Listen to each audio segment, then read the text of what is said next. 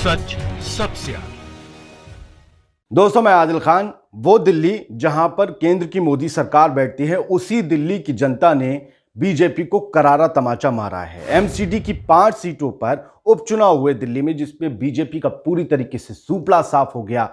करारी शिकस्त बीजेपी के चेहरे पर साफ नजर आ रही है। 4 सीटों पर आम आदमी पार्टी ने कब्जा किया और 1 सीट पर उस पार्टी ने कब्जा किया जो पहले कई बार सरकार में दिल्ली में 3 बार रह चुकी है, जिसका मौजूदा कोई विधायक नहीं है। उसने वापस एंट्री मारी है दिल्ली की पॉलिटिक्स में। जी हां, कांग्रेस को 1 सीट मिली है। मैं इस वीडियो में आपको जरूर बताऊंगा कि 4 सीटें जो मिली हैं आम आदमी पार्टी को, वो करारा तमाचा बीजेपी के मुंह पर तो है, लेकिन जो 1 सीट कांग्रेस को मिली है उसका सीधा वास्ता कांग्रेस का बीजेपी से राइवलरी का नहीं है, बल्कि आम आदमी पार्टी को ये 1 सीट बहुत बड़ी नसीहत दे रही है।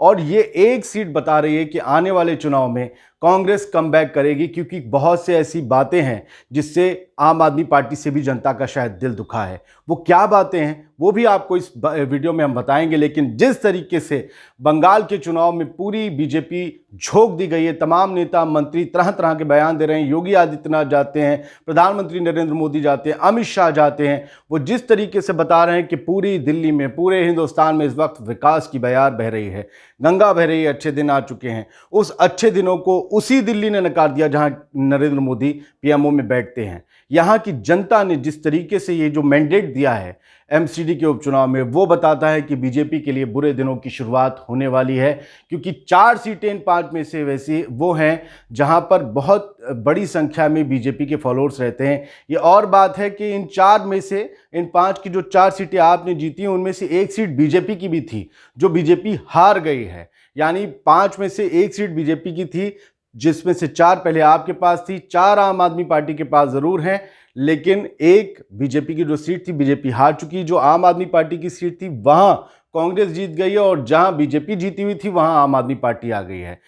आम आदमी पार्टी के लिए नो लॉस नो प्रॉफिट का गेम है, लेकिन सोचने का वक्त जरूर है। इस पूरे वीडियो में अब बात आज जो नतीजे आए उस पर तफसील से हम करने जा रहे हैं। तो दिल्ली नगर निगम के 5 वार्डों पर हुए उपचुनाव में आम आदमी पार्टी ने चौका मारा है। 4 सीटें जीत दर्ज की उस पर, और कांग्रेस ने 1 सीट पर जीत हासिल कर ली है। त्रिलोकपुरी, शालीमार बाग वार्ड, रोहिणी सी ब्लॉक और कल्याणपुरी सीट पर आम आदमी पार्टी के उम्मीदवारों ने जीत दर्ज की है, जबकि पूर्वी दिल्ली या फिर नॉर्थ ईस्ट दिल्ली के चौहान बांगड़, जो कि सीलमपुर जाफराबाद के करीब इलाका है, चौहान बांगड़ सीट से कांग्रेस के उम्मीदवार विजयी हुए हैं। नगर निगम के 5 वार्ड के लिए 28 फरवरी को उपचुनाव हुए थे। इनमें 50% से ज्यादा मतदान हुआ। इन 5 वार्ड में 4 आपके पास थे, जबकि शालीमार बाग नॉर्थ से प्रतिनिधि भाजपा के पार्षद थे जो अब हार चुके हैं। त्रिलोकपुरी वार्ड से आम आदमी पार्टी के उम्मीदवार विजय कुमार ने 4,986 वोट से जीत दर्ज की। कुल वोट उन्हें 12,845 मिले। इन फिगर्स पर जरा ध्यान रखिएगा, मैं आपको चौंकाऊंगा। बीजेपी उम्मीदवार ओम प्रकाश को 7,859 वोट मिले। कहानी ठीक है।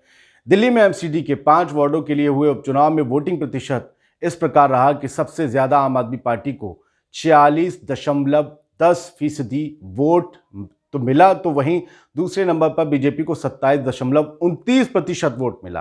तीसरे नंबर पर कांग्रेस रही 21.84% वोट के जरिए। कांग्रेस और बीजेपी का वोट बैंक बहुत शेयर जो है बहुत करीब करीब है। निर्दलियों को 1.64% मिला और भी लोगों को वोट मिले। एमसीडी उपचुनाव में मिली जीत पर दिल्ली के मुख्यमंत्री अरविंद केजरीवाल ने कहा कि दिल्ली के लोगों ने एक बार फिर से उनके काम पर वोट दिया है। दिल्ली की जनता काम चाहती है। एमसीडी उपचुनाव के नतीजे आने के बाद दिल्ली के उप मुख्यमंत्री मनीष सिसोदिया ने कहा कि दिल्ली के लोगों ने हम पर अपना विश्वास जताया है। ये बीजेपी से तंग आ चुके हैं और ये चुनाव उसी का संकेत है। 2022 में दिल्ली नगर निगम के चुनाव में बीजेपी का सफाया होगा, ये मनीष सिसोदिया ने कहा। शानदार प्रदर्शन के बाद आम आदमी पार्टी के कार्यकर्ताओं में जश्न है। तस्वीरें आप देख रहे होंगे, लोग एक दूसरे को मिठाई खिला रहे हैं, गुलाल लगा रहे हैं, नाच गा रहे हैं, कार्यकर्ता नारे लगा रहे हैं, हो गया काम, जय श्री राम। अगले साल होने जा रहे दिल्ली नगर निगम के चुनाव से पहले राष्ट्रीय राजधानी दिल्ली की सत्ताधारी आम आदमी पार्टी का प्रदर्शन एमसीडी उपचुनाव में बेहद शानदार रहा। 5 में से 4 सीटों पर आपके प्रत्याशी जीते। कांग्रेस यहां की 1 सीट जीतने में कामयाब रही, जबकि भारतीय जनता पार्टी का एमसीडी उपचुनाव में हाथ खाली रहा। उपचुनाव में मिली शानदार जीत के बाद दिल्ली के उप मुख्यमंत्री मनीष सिसोदिया ने बधाई दी। एमसीडी के उपचुनाव में आपके शानदार प्रदर्शन पर मनीष सिसोदिया ने ट्वीट किया। उन्होंने लिखा कि दिल्ली की जनता ने नगर निगम उपचुनाव में 5 में से 4 सीटें देकर जिस तरह अरविंद केजरीवाल जी की राजनीति पर भरोसा जताया है और जिस तरह से भारतीय जनता पार्टी का सुपड़ा साफ किया है, उसे यह बात साफ हो गई है कि नगर निगम के 15 साल के बीजेपी के शासन से दिल्ली की जनता बहुत तंग आ चुकी है। आपको बता दें, जो दिल्ली में नहीं रहते, एमसीडी पर 15 साल से दिल्ली का कब्जा है, जबकि 6-7 साल से दिल्ली की विधानसभा में या दिल्ली सरकार में आम आदमी पार्टी, उससे पहले कांग्रेस थी। तो अब उन्होंने कहा, मनीष सिसोदिया ने, कि जनता अब चाहती है कि पूरी तरह से झाड़ू लगाकर बीजेपी को साफ कर दिया जाए। और ये बात, इस बात का, यानी आज के नतीजे इस बात का संकेत हैं कि जनता क्या चाहती है। अगले साल नगर निगम का चुनाव होना है दिल्ली में, वहां भी यही स्थिति होगी। बीजेपी का पूरी तरह से सुपड़ा साफ हो जाएगा और आम आदमी पार्टी अरविंद केजरीवाल के काम करने को, राजनीति को दिल्ली की जनता अपनाएगी। ये सिसोदिया साहब ने कहा। गौरतलब है कि दिल्ली नगर निगम में बीजेपी का लंबे वक्त से कब्जा है। 2022 में एमसीडी का चुनाव है। ऐसे में 5 सीटों पर जो आज नतीजे आए हैं, जिसमें बीजेपी का सुपड़ा साफ हुआ है, वो बहुत अहम है और बहुत बड़े संकेत दे रहे हैं। मैंने आपसे कहा था, एक फिगर आपको बताऊंगा। सबकी बहुत नेक टू नेक फाइट रही 4 सीटों पर। चौहान बांगर जो सीट है, उसका खासतौर से मैं जिक्र करना चाहूंगा, जहां बीजेपी और आम आदमी पार्टी दोनों हार गए और कांग्रेस की जो जुबैर हैं, चौधरी जुबैर, चौधरी मतीन अहमद, कांग्रेस के पूर्व विधायक रह चुके हैं। उनके बेटे हैं जुबैर, नौजवान हैं और उनके साथ यूथ है। जो हारे हैं हाजी इशराक, आम आदमी पार्टी के रनर अप जो हैं, वो पिछले चुनाव में उन्हें टिकट नहीं मिला था, उससे पहले आम आदमी पार्टी के विधायक थे। 5 साल वो विधायक रहे। यानी एक विधायक, पूर्व विधायक, एक लड़के से हारा है। आम आदमी पार्टी का विधायक रह चुका इंसान एक विधायक के बेटे से हारा है। इसका यही सिर्फ संदेश नहीं है, 3 गुना ज्यादा वोट मिले हैं जुबैर को, आम आदमी पार्टी के जो मेंबर थे उनसे, जो कैंडिडेट थे उनसे। उन्हें 5,000 कुछ, जुबैर को शायद जहां तक है 13,000 या 15,000 कुछ। आप इसके मायने समझते हैं? इस चौहान बांगर सीट से कांग्रेस का उम्मीदवार जीते और 3 गुना ज्यादा वोट अगर आम आदमी पार्टी से आए, तो ऐसा क्यों है? इसका क्या मैसेज है? दरअसल ये नॉर्थ ईस्ट दिल्ली की सीट थी, चौहान बांगर।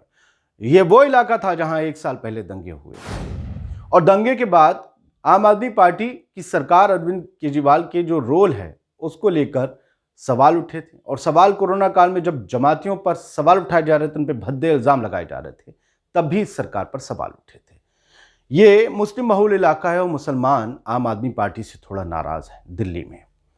वजह यह है कि जब कपिल मिश्रा के पीछे पूरी बीजेपी खड़ी हो गई, तो ताहिर हुसैन को एक भी जरा सा, जो कि कॉर्पोरेट थे आम आदमी पार्टी के, उनको एक जरा सा भी साथ नहीं मिला आम आदमी पार्टी का। और उन्हें जैसे ही दंगे का आरोपी बताया गया, वैसे ही आम आदमी पार्टी और अरविंद केजरीवाल ने उनका साथ छोड़ दिया। जबकि कपिल मिश्रा के पीछे आज भी बीजेपी है। कपिल मिश्रा कलकत्ता में कैंपेन कर रहा है और अनुराग ठाकुर और प्रवेश वर्मा जैसे लोग हैं, वो आज भी बीजेपी के अंदर हैं। अनुराग ठाकुर तो केंद्रीय मंत्री हैं, जिन्होंने नारा दिया था, देश के गद्दारों को गोली मारो सालों को। कपिल मिश्रा वो जिसने कहा हम रोड खाली करवा लेंगे सीए प्रोटेस्ट के दौरान, जिसके बाद दंगे भी हुए।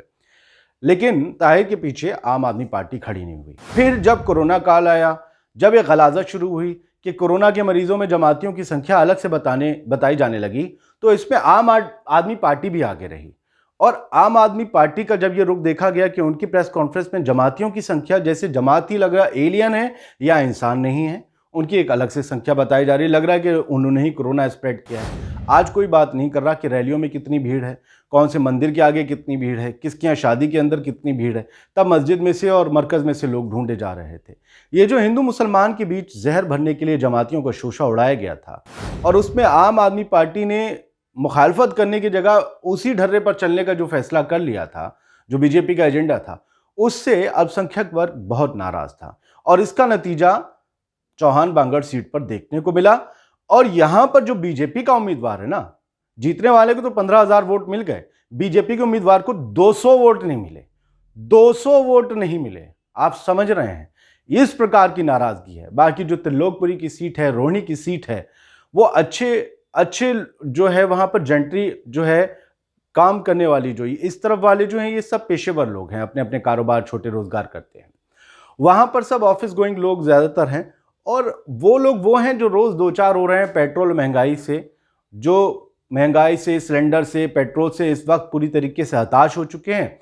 सैलरियां जो हैं वो कट गई हैं कोरोना काल में और महंगाई जो है वो बढ़ गई है। सरकार मालामाल है और जनता परेशान है। ये सारे मुद्दे उनके जहन में थे और यही वजह है कि अब बीजेपी से जनता का मोह भंग हो रहा है। और ये 5 वार्ड के जो नतीजे हैं, जो उपचुनाव से पहले आए और सेमीफाइनल माने जा रहे हैं उपचुनाव का, वो बताते हैं कि बीजेपी की इमेज पब्लिक में बहुत बुरी तरीके से खराब है। पिछली बार बीजेपी एमसीडी चुनाव में मेजॉरिटी लाई थी, तीनों एमसीडी पे उसका कब्जा है, तीनों जोन पर। आम आदमी पार्टी का नहीं, आम आदमी पार्टी की दिल्ली में सरकार है, एमसीडी में बीजेपी की सरकार है, समझिए। लेकिन बीजेपी का 5 सीटों पर सुपड़ा साफ होना ये बताता है, भले वो ये कह दें कि हमारे तो पहले भी इस पे एक ही मेंबर था, हम तो एक हारे हैं, लेकिन आप जीते क्यों नहीं 5 पर? सवाल तो जनता ये पूछेगी। आम आदमी पार्टी भले ही 4 सीटें जो पाने में कामयाब रही, बीजेपी के एक उम्मीदवार को हरा दिया, लेकिन चौहान बांगड़ सीट से हारना आम आदमी पार्टी का एक बहुत बड़ा मैसेज देता है कि अल्पसंख्यक वर्ग आपसे नाराज हो रहा है, क्योंकि आपने अल्पसंख्यकों को, मुसलमानों को टेकन फॉर ग्रांटेड ऐसे ले लिया कि बस ये तो हमारे साथ हैं, ये कहां जाएंगे। मुसलमान बहुत सी सरकारों की दिशा और दशा तय करता है और वो ये समझ चुका है कि आपने जो किया है दंगों के दौरान वो थोड़ा सा उसे खला है। हालांकि अभी भी वक्त है आम आदमी पार्टी के पास समझने का, लेकिन बीजेपी के लिए ये जो झटका है ये बहुत बड़ा है। भले ही कोई अच्छे दिनों की बात कर ले, स्मार्ट सिटी, बुलेट ट्रेन, ये वो फलाना ढिमका ढमढम पोंपों, लेकिन जनता को सब साफ नजर आ रहा है, क्योंकि बाबू ये तो पब्लिक है, ये सब जानती है। ये करारा तमाचा बीजेपी के मुंह पर जड़ा है दिल्ली की जनता ने। इससे पहले पंजाब में सूपड़ा साफ हुआ था, अब दिल्ली में सूपड़ा साफ हुआ है और लोग कह रहे हैं कि इसी तरीके से आने वाले दिल्ली के एमसीडी चुनाव में अगले साल पूरी तरीके से झाड़ू चलेगा या कांग्रेस आएगी, लेकिन बीजेपी का सूपड़ा साफ हो जाएगा। लेकिन यही लोग कह रहे हैं कि अब हम इंतजार कर रहे हैं अगले लोकसभा चुनाव का और हम किसी भी एयर स्ट्राइक की वजह से भावुक होकर अब वोट नहीं डालेंगे। अब हम अपनी जेब को देखेंगे तब वोट डालेंगे। यानी बीजेपी के लिए बुरे दिनों की शायद शुरुआत माना जाएगा कि अगर अभी भी नहीं संभलते तो फिर बहुत कुछ जाएगा। इस दौर में सब वो लोग जो बड़े अपने वक्त के सूरमा थे वो ज़मीन के नीचे दफन हैं या पंचतत्व में विलीन हो चुके हैं। किसी की भी ताकत हमेशा के लिए नहीं रहती, ताकत बस आती है और जाती है। उस ताकत के रहने के दौरान आप कैसे कर्म करते हैं वो याद रखे जाते हैं। जय हिंद। लाइव टीवी, सच सबसे आगे।